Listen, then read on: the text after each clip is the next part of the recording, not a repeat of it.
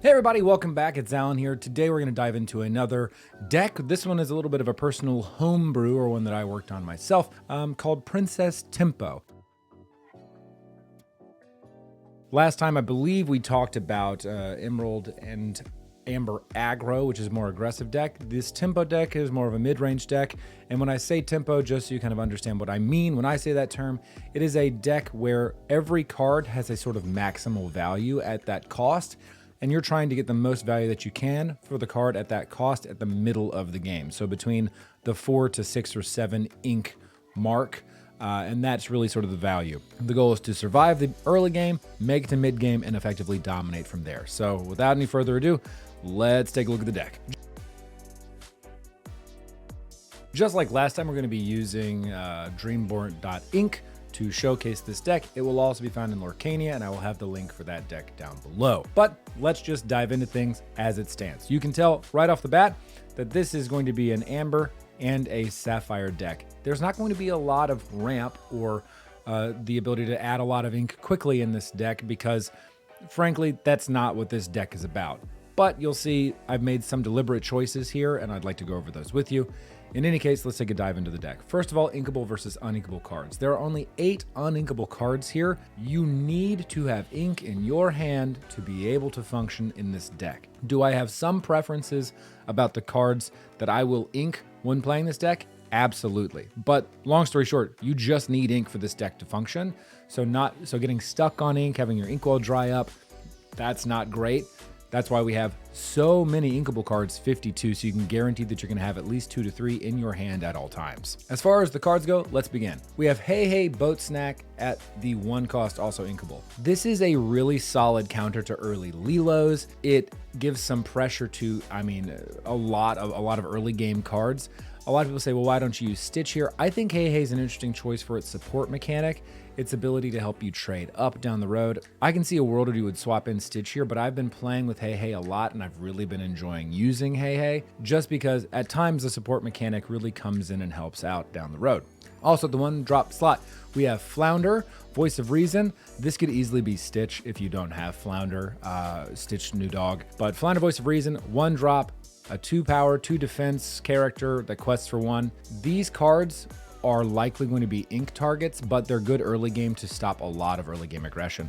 Speaking of stopping early game aggression, we have 2 of Minnie Mouse at the 2-drop slot. I've had a lot of people ask me why Minnie Mouse, or is Minnie Mouse that good? The answer is simply yes.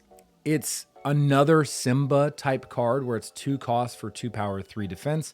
It helps you trade out with ease. Opposing Stitches. It can easily get rid of things like Flynn Rider.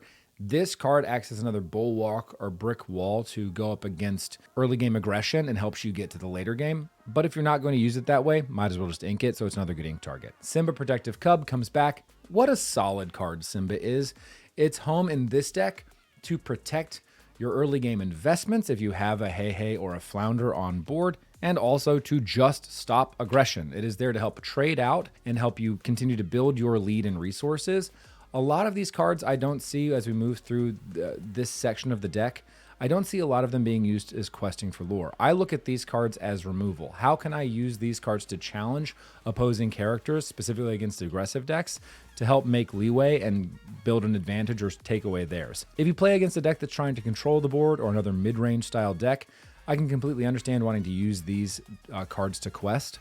But typically when you're facing aggressive decks, they're used to help stop the bleeding. Aurora Regal Princess, 2 cost, 2/2 that quests for 2 lore. This card demands removal, especially because you can use it to shift into Aurora Dreaming Guardian down the road. Also, she's a princess, much like Minnie Mouse Beloved Princess. You're going to see a whole lot of princesses in this deck. This Tempo deck is what I would call a tribal deck, meaning that you're going to see a lot of decks with the same type, or princess being that type. If you refer to things like Magic the Gathering, a tribal deck would be or a commonly known tribal deck rather, would be Elves, which was played in Legacy for a long time. It was a very powerful deck, still powerful to this day, just a very solid deck. The main unifier there is all the cards, or the majority of the cards that you have there, are of the Elf type. Here it's a lot of princesses. Next, you have Grandma Tala, Storyteller. There are 2 here. I enjoy Grandma Tala because she, to me, acts as a way to get some ramp for free. I've not found that I've wanted more than 2 of her in my deck, but I don't know that I want 4 of Minnie Mouse or 4 of Grandma Tala, so a 2 split each way seems nice. I think this is a personal preference choice on how you play. If you want to have more guaranteed ramping in the deck to get more ink faster, then maybe add more Grandma Tala. But for me, 2 has been fine and I've enjoyed it thus far. That could change down the road as the meta shifts. 2, Ariel Spectacular Singer. You are going to notice there are only 8 songs in this deck, so I'm not going to run a full 4 Ariel Spectacular Singer. Ariel is here because 1, she is a princess, and 2, because if she does come into play and you have Let It Go or Be Our Guest in your hand, but more specifically Let It Go, that's an easy free way to sing Let It Go and get rid of an opposing character. There are 2 here because I don't think there's a guaranteed hit to find a song when playing her every time. With 8 out of 60 cards, it's not a high likelihood that you're actually going to end up hitting a song. You've got a pretty good likelihood, but it's not a guarantee like it would be for Steel Song, so we only have 2 of her. 4, Hades, Lord of the Underworld. I love the idea of recurrence in this deck and playing for the long term and finding things that have been eliminated. Hades is a way to do that. So somebody takes care of your big threats down the road, like Jasmine, Aurora, Moana, Maleficent, or Hades Infernal Schemer. Hades, Lord of the Underworld, is your way to get those cards back reliably. So we have 4 of him here at the 4-cost slot. 4, Rapunzel, Gifted with Healing. I can't say enough good things about Rapunzel Gifted with Healing. 1, she's a princess, so she matches the synergy of this deck. 2, she heals a lot of your high defense cards in this deck. Love that. Love healing the high defense characters. So you get a lot of guaranteed card draw. When Rapunzel comes into play, she is a game changer specifically. I mean, in general, yes, but specifically in this deck, massive. Moana of Motunui. This one, this card feels a little bit like the engine of this deck, or like a combo that might go off. If Moana sticks on board and is able to quest, and you have at least 2 other princesses on board, I mean, even 1 other princess on board is incredible, but 2 other princesses on board is devastating.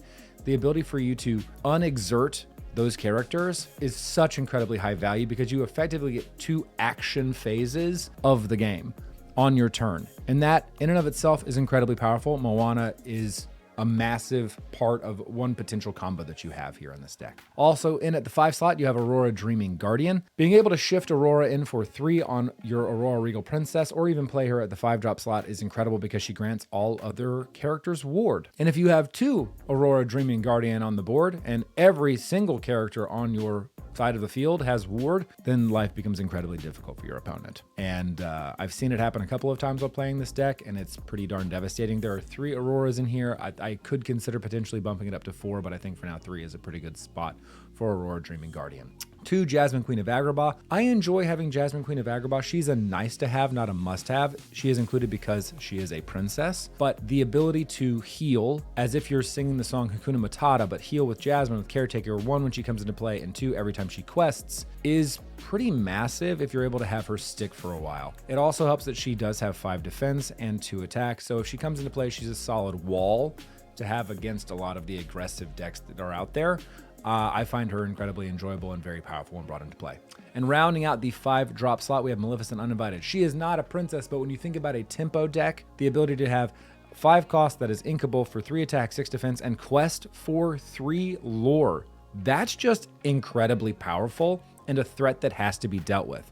And when you look at this mid-game tier that we're at here with Rapunzels, Moanas, Auroras, Jasmines, and now Maleficents, you have, let's see, you have 8, 11, 13, 16 cards out of 60 that when played must be dealt with almost immediately lest they change the game. That's a pretty huge swing. And last but certainly not least, to round out your characters, we have Hades Infernal Schemer as a 7-drop. Hades Infernal Schemer is a character that also comes with the added bonus of being able to sing Let It Go when he enters play effectively. So when you play this character, put a chosen character into the opponent's inkwell. That's huge. It gets rid of your problem characters. The only thing it doesn't take care of are characters that have ward, but there are enough ways for you to trade out those characters with ward with this deck where I'm not necessarily concerned about it. There are 46 characters here. All of them are very high value, either in delaying aggression early on or gaining a foothold and control of the game in the mid-range or in the middle of the game itself, in that 4 to 6 ink range part of the game. Actions, we have Develop Your Brain. There's not a ton of card draw in this deck outside of Rapunzel. Develop Your Brain allows you to cycle through your deck and find the card you're looking for. I would love it if Develop Your Brain was a song instead of an action, or we had a song at that slot, because that would bring Ariel a lot more value. But as it stands, Develop Your Brain is a solid 1 cost that is also inkable early in the game or later in the game. Songs, there are 8. Be Our Guest and Let It Go. Both of these I think are pretty straightforward. Be Our Guest to find more characters. Let It Go to get rid of problem characters on your opponent's board. Solid songs in their colors for Amber and Sapphire, I think well worth it. And then lastly, I noticed when playing this deck early on that we had an issue of reach. And when I say reach, what I mean is often I would get to 18 or 19 lore and then be unable to close the game with the final quest.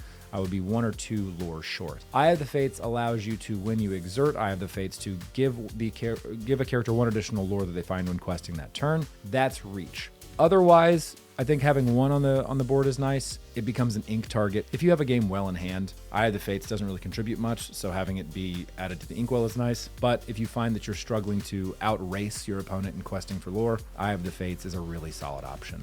So that's the deck breakdown. It is a homebrew. We will see how it performs today, but let's get into playing it. Okay, game 1, we are in Pixelborn waiting for an opponent. It has been a long time since I've played this deck. We are going second. Let's take a look at our opening hand and see what we're working with here. Oh goodness. Wow, we're gonna be sending a lot of this back. I actually think the only cards that we're gonna keep are this Ariel and this Develop Your Brain. Everything else is going back into the deck. That's just not enough to deal with early game aggression if this is an aggressive deck. So let's see what we draw into. We have an Aurora, a Hey, we get a Hades, and a Simba. Great replacements for what we had. And I'm happy about that because we are playing what looks to be a Sapphire and Emerald deck. So there's a lot of potential threats here. Turn 1, we're going to put a Hey into the inkwell to play a Hey, to put some early pressure on the board, or at least to be able to protect our later investments. So Hey is on board. Oh wow, this is an interesting ramp deck that we have here. Maleficent, Flynn Rider is going to come out. Interesting, very, very interesting. We're going to quest, I think, with Hey. We don't need to utilize his ability here. That's all that was asking us to do. Now, we have 2 Let It Go, and we also have an Aurora. Aurora, I don't think is going to be getting a lot of value or play in this particular time. So we're going to ink Aurora, and we are going to play Simba as bodyguard abilities to protect our investment of Hey and pass. Now we have 2 songs in hand, meaning that there are 6 songs remaining in the deck. I don't necessarily believe Ariel is going to find any of the songs, but I do want Ariel on board here. I think it's an incredibly valuable thing to have Ariel on board. So I'm actually going to not use Develop Your Brain. I'm going to put that into my inkwell. I'm going to play Ariel, and I'm going to draw. Oh, I get another Let It Go. I'm going to draw Let It Go. So now I have 3 Let It Goes in hand. That's pretty darn huge for me. We're going to then use Be Our Guest, have Simba sing Be Our Guest, and I'm going to draw Maleficent, a Maleficent of my own, and quest with Hey. We'll go ahead and give Ariel a little bit of a buff here just with his ability, just to show you how that works by clicking over here in Pixelborn. But now we have 3 Let It Goes, a way to sing Let It Go on the board with Ariel, and Flynn Rider we can give remove because I know he's going to have to quest next turn. Now he is a ramp deck, meaning that it's likely not in my best interest to put more cards in his inkwell. But I also know and fully understand that I'd rather have cards in his inkwell that I know I can remove and deal with down the road than not be able to deal with those things. Okay, now this is where the play is going to be a little bit interesting.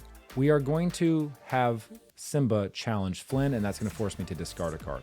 I'm going to, against all of my original explanations, I'm going to discard a Moana here. I think that's fine. I can target Moana with Hades down the road when we draw him, but we're getting Flynn off the board, discarding Moana, and I'm actually super okay with that. Now, probably going to need to ink a Maleficent here so that we're able to keep going on our curve, and we quest with Ariel, and we quest with Hey to bring us equal, and we're good to go.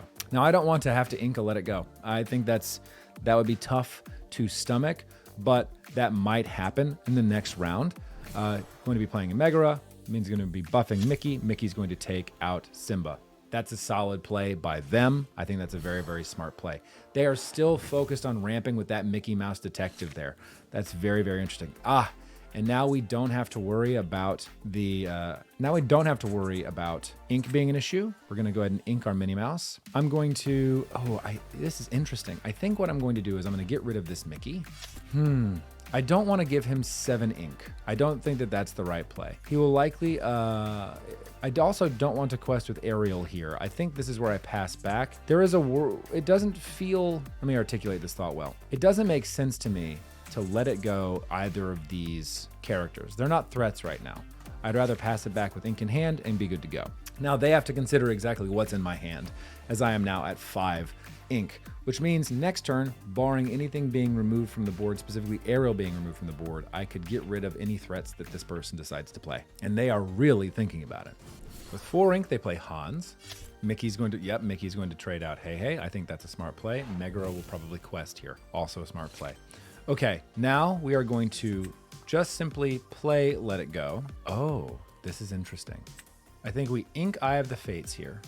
And we don't have Ariel sing Let It Go. We just have this Let It Go occur this way, be out of mana. And then I'm actually okay leaving these 2 folks on board here right now. He is at 7. They are at 7 ink, meaning with what's available here, a 7 cost Sapphire would be Hades. A 6 cost Emerald is something like, oh, well, he has John Silver. Okay, so it would be something like John Silver. There's also potential for a 7 cost being something to the effect of, let's see here. We are going to ink Let It Go to play Hades, to get rid of Long John Silver into the Inkwell. And I think now, since we are at this level of mana, since we are at this level of ink, I'm going to have Ariel sing instead of having to challenge to get Aurora and pass the turn. Now we have a backup character. We also have Ward next turn, which is going to be super helpful for us. If they choose, and this is what my opponent is choosing to do, they are choosing to spend 2 of their cards for my 1. I think that is a solid choice. They're also going to use Let It Go. That's fine by me. Then they are going to continue to ramp, getting to 9 ink. Again, I'm okay with all of these things. I think what I'm going to do is I'm going to sit pretty at 8 ink for a while, and now I'm going to just put some characters on board, hold a Let It Go in my hand, and see what we can draw into. Now we are jockeying for position. I'm not necessarily worried about this 3 lore difference between us at 7 and 4 at this stage of the game. They have 39 cards in deck. They are actively digging for what I believe are going to be answers. I'm curious to see what he plays next. It's another John Silver. Cannot target Grandma Tala, has to target Aurora. Going to quest with Mickey Mouse. I'm okay with that. Also going to play another Mickey Mouse. I'm okay. Very, very interesting setup here. Right. Okay. Now here is the decision that I now need to make. I think what I'm going to do is I'm going to send Grandma Tala into Mickey Mouse to get to 9 ink. I'm going to have Aurora sing Let It Go to get rid of John Silver. I'm going to play Hades to bring Hades back into play and get Moana. Then I'm going to pass the turn. He knows I have Moana in hand. I wonder if he has a way to deal with my Aurora. A way to deal with that would be Let It Go. I've not seen a Let It Go yet. Very likely that they have one in hand, or they likely have a Hades. With 11 ink, there's a lot that this person can do. With the Genie there, interesting. With the Genie, they are going to bounce my Aurora back to my hand. I think that's a solid play. Now we are at 10 ink, and we can play these 2 cards here. Moana and Aurora. I believe that they can quest for 4 next turn. I believe the smart play is to hold out instead of trying to trade out these Mickey Mouses and wait and see what I can do with the next turn. This is going to be a very long game with this tempo. Developing their brain to try to find a card. Solid play. Playing a Hades to bounce the Aurora. Okay. Now this is where things are going to be a little bit tough, but I think that the right play here is to do Hades to bounce a Genie. It's a safe move to quest with both of these. We have no other princesses in play, so it doesn't necessarily matter. We quest and we quest. And the removal would favor me if they try to trade out anything. So we're going to go ahead and pass the turn here. They can quest for 4 and get to 18. The problem here is now I've gotten so late in the game and their resources are frankly outpacing my own, where they will likely win because they are ahead in the game of questing. What I could have done differently is, with the Let It Go, they're going to send Hades back. But what I could have done differently is likely quest a little bit more in the beginning or prioritize removal in the beginning. That's a potential thing that could have been done. But with this, this one's going to be tough for me to come back from. I believe this is just going to be, sadly, a loss in my column. But let's trade here, and we quest, and then they're going to have 3 lore and be able to, and be able to win without any issue. So we pass, and then they're going to quest, and they will take this win. They should just be questing. Oh, no, they just had one jumps ahead. Okay, now with the quest, and they win. A little bit of unnecessary BM there, but that's okay. I understand. All right, let's run it back. All right, back again. We are going second. Let's take a look at the draw here. Interesting, interesting, interesting. I'm okay with all of these cards. Frankly, even all of these. Let's think through this. I don't have a 1-cost card to stop aggression. So let's see what we get here. We have Hades, we have another Aurora, and then we have a Hades. Oof. This one might be a little tough. Amethyst and what are we playing again? Amethyst and what? They've inked a Magic Brooms. My thought is they're sort of initially to go to Amethyst and Ruby, which is the most common combination for Amethyst. I think that's also the most powerful combination for Amethyst right now. We draw a Rapunzel. Well, we're also going to ink that Rapunzel, and then we are going to play Develop Your Brain. I guess we're going to find another Rapunzel and draw her, and then pass the turn. Inking another Magic Brooms. Now they have 2 ink, playing 1 jump ahead to ramp. Interesting. This is an Sapphire and Amethyst ramp deck. That's intriguing. We're going to ink a Flounder, play an Aurora, and pass the turn. Let's see if we can get some pressure in terms of what's happening ink-wise. Again, Sapphire doesn't have a ton of removal. The main removal that they have is going to be Let It Go. Amethyst has no removal. Let's do this in terms of swinging that way. We are going to ink another Aurora, and then we will play Simba as a bodyguard to bodyguard my Aurora.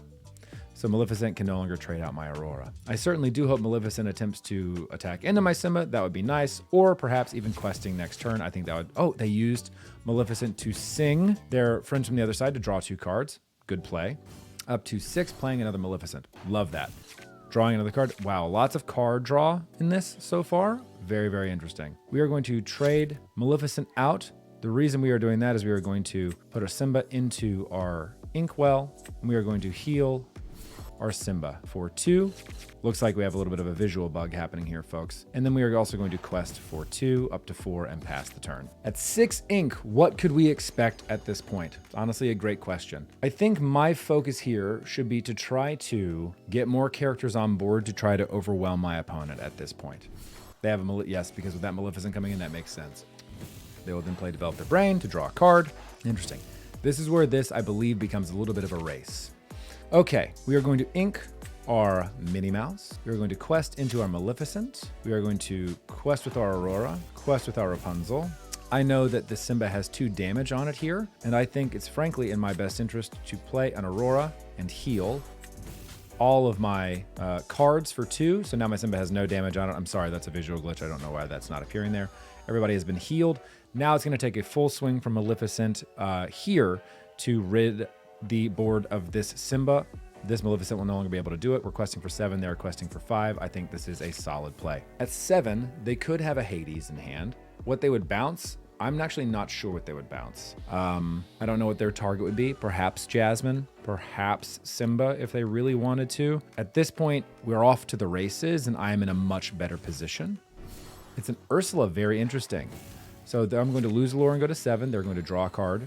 I'm going to ink. Wow.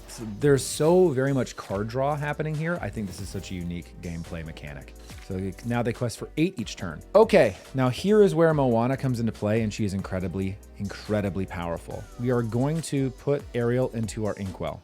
Play Moana of Motunui. We can quest for 10 next turn. If I quest for 3 this turn, 1, 2, 3. Actually, I believe it's in my best interest to all-out quest here, because I don't know if they have enough removal to get rid of everything that I have going on my side of the board. This is when we're at this ink range. They've been very, very busy building their Inkwell. They have an Elsa. Okay, they're going to freeze 2 in place. Probably going to be my Moana. Probably going to be a Rapunzel. They just froze the Moana. I don't believe that to be true. Okay, they're going to take out Simba. That's fair. Going to take out Aurora, also fair. Now I can quest for 7 next turn. They quest for 2. So the play that I have here, because the only one that can quest is Rapunzel, is to ink Flounder and to play Hades to get rid of Elsa, then pass the turn. At the very least, they have to remove both of these cards. That's 5, 6. So they can either remove Moana or remove Jasmine, not both. The play should be to remove Moana from play, but otherwise, I think without another removal card in hand, they potentially lose the game on this turn, on this coming turn. I imagine, though, that they have a removal card in hand, either via Hades or via Let It Go. Or they have cards that will allow them to search for those removal. Potential seeking cards being Friends from the Other Side. They could also have another Develop Your Brain, although I believe they've played 3 Develop Your Brain at this point. They played 2 Develop Your Brain. Okay, they are going to choose to swing into the Moana. I will still be able to quest for 6 unless they have a way to remove any of these cards. For instance, this is when they go digging. So they're looking for a Let It Go or a Hades here. And they found a Let It Go. From my side of the house, what I need to do here is I need to continue to force them to try to find removal, right? That's all I need to do, is to try to force my opponent to try to find removal. And in this case, I believe that we've sealed it. We're going to play a Hades here. We're going to send Maleficent back to the depths. I'm going to actually ink a Be Our Guest, because I don't find myself using that anytime soon, and I want to secure the ability to play both of these cards next turn if I have to, and then I pass. We're not actually going to quest here. We are going to force this individual to have some way to remove one of these characters. They have a Robin Hood. They're going to draw a card to try to find some more removal, either a Hades or a Let It Go. If they don't have either of those, then we win the game. They weren't able to find a removal. We win the game just due to inevitability of me being able to quest for 6 next turn. So with Princess Tempo, we win one round, we lose another. Now listen, is a Princess Tempo deck an optimal deck? Probably not. It is a homebrew of mine. I think there are some areas that could certainly be used to improve it. In the future state, when we look at Rise of the Floodborn being released, I think that there are some princesses there that might match better with Moana of Motunui. But for what it is right now, I think it's a really solid deck to try playing, tweaking some of the numbers for your own personal play style, but I really enjoy playing it. I think the first game that I played here, there were a couple of errors that I made in allowing my opponent to quest sort of uninhibited and not trading out characters when I knew that I could get to that sort of tempo section of the game. But that's okay. That happens. Sometimes the cards you draw just aren't there. It's an enjoyable deck to play. It's a lot of fun. And when you're able to position yourself in a spot where you are able to both overwhelm your opponent and then force them into unfavorable trades, because a lot of these princesses have very high defense. So it takes a lot of challenges to actually make the trades equitable. I think it's just a solid and fun deck to play. I really enjoy it. If you saw any errors that I made in play, please be sure to let me know. Please be respectful. That's my only request of you. So we can continue to learn to play this game better together. If you'd like to try this deck out, you can go to my Lorcana profile and check it out if you would so wish. If you want to make any tweaks or improvements or things that you would suggest, I'd love to hear those in the comments down below as well. But this deck is a lot of fun to play. It was one of my first ever homebrews. I've really enjoyed coming back to and playing it. Tempo is one of my favorite play styles, and this deck really fits up my alley. And I hope to see you guys playing it at some point. That'd be a lot of fun. But friends, thank you so much for watching. Be sure to like the video, subscribe if you are new. Thank you so much for tuning in. I really do appreciate you hanging out this long with me and watching another one of the deck review and playtest videos. But until next time, I'm Alan. I appreciate you, and I hope to see you soon.